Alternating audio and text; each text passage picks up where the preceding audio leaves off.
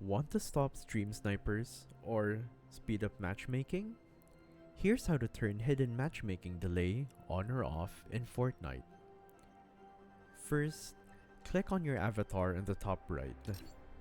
Then go to the gear icon to open settings. Head over to the account and privacy tab. This is usually the silhouette icon to the far right. Scroll down until you see hidden matchmaking delay. Use the slider to adjust the delay from 0 to 100 seconds. You can simply turn this off by setting it to 0. This setting helps protect streamers from getting sniped, but if you're just playing casually, turning it off speeds up queue times. Once you've set your delay, hit apply in the bottom right to save your changes. And that's it. Hidden matchmaking delay is now on or off depending on what works best for you. Drop a like if this helped, and check out the channel for more fast Fortnite tips.